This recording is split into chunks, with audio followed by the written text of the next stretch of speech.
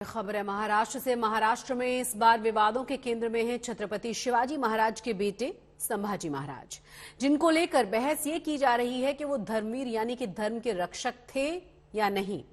NCP नेता अजीत पवार ने कहा है कि संभाजी महाराज को धर्मवीर के रूप में याद नहीं किया जाना चाहिए। पवार के इस बयान के खिलाफ बीजेपी विरोध प्रदर्शन कर रही है। औरंगजेब ने 32 साल की उम्र में संभाजी महाराज की हत्या करवा दी थी।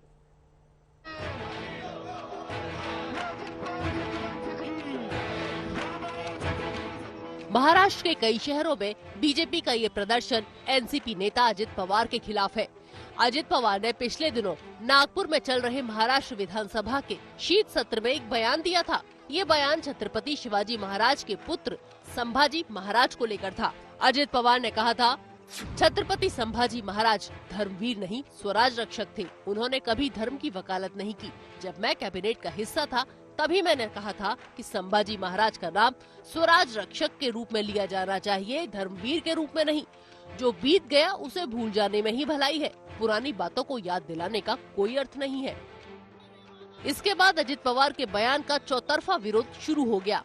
बीजेपी ने पवार से माफी मांगने को कहा। वहीं छत्रपति शिवाजी महाराज के वंशजों ने अजित पवार की टिप्पणी का विरोध करते हुए कहा, अजित पवार को स्पष्ट करना चाहिए कि उन्होंने किस संदर्भ में इस तरह की टिप्पणी की।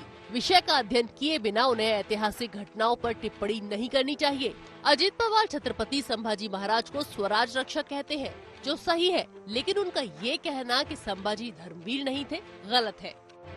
इतिहासकारों के मुताबिक मुगल सेना संभाजी महाराज को जीवित पकड़ने में कामयाब रही थी। औरंगजेब ने उनके सामने शर्त रखी थी कि संभाजी राजे धर्म परिवर्तन कर लें तो उनकी जान बख्श दी जाएगी, पर संभाजी ने ये शर्त मानने से साफ इनकार कर दिया। 40 दिनों तक औरंगजेब की दी असहनीय यातनाएं उन्हें डिगा नहीं सकी। उनकी आंखें फोड़ दी गयी, हाथ काट दिए गए, चमड़ी उधेड़ दी गयी। संभाजी राजे ने प्राण त्याग दिए पर धर्म नहीं छोड़ा, इसलिए उन्हें धर्मवीर की उपाधि दी गई है।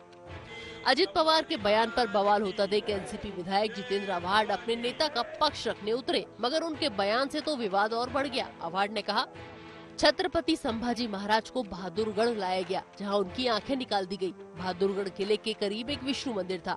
अगर औरंगजेब क्रूर या हिंदू विरोधी होता तो वो उस मंदिर को भी तोड़ देता। हालांकि बाद में प्रतिक्रिया के डर से आव्हाड ने अपनी बात बदल दी। अब वो कह रहे हैं कि औरंगजेब एक क्रूर शासक था, जिसने सिंहासन पर चढ़ने के लिए अपने भाई और पिता की हत्या कर दी थी। इसमें कोई दुमत नहीं हो सकता है, लेकिन उस स्वराज्य का रक्षण कर रहे थे जिसकी स्थापना शिवाजी महाराज ने की थी, और उसको मराठी में कहते हैं कि रयतेच राज्य। कभी किसी ने सुना है कि भोसले साम्राज्य था? नहीं। शिवाजी ने अपने नाम पे कोई साम्राज्य स्थापन नहीं किया। उसने कहा कि ये लोगों का साम्राज्य है। इसके लिए महाराष्ट्र में उसको रयते का राजा बोलते हैं, रयते का राज्य बोलते हैं, द स्टेट ऑफ पीपल। और उन्होंने स्थापन किया वो था महाराष्ट्र धर्म, मराठा धर्म। Maratha as a meaning has limitless boundaries, and he went bravely in front of Aurangzeb, who was the worst. You cannot have a word for him, who killed his own father, who killed his own brother. Awhad के बयान पर पलटवार करते हुए एकनाथ शिंदे ने कहा कि NCP Aurangzeb की तारीफ कर रही है और संभाजी महाराज का अपमान कर रही है। औरंगजेब ने महाराष्ट्र में कई मंदिरों को तोड़ा था और महिलाओं पर अत्याचार किए थे। बीजेपी ने आव्हाड के बयान पर ठाकरे परिवार की चुप्पी को लेकर निशाना साधा। 46 लाख हिंदुओं का कत्ल करने वाला, काशी, सोमनाथ, मथुरा सहित हजारों मंदिर ध्वस्त करने वाला आक्रांता कतई महान योद्धा नहीं हो सकता। वह क्रूर था, क्रूर है।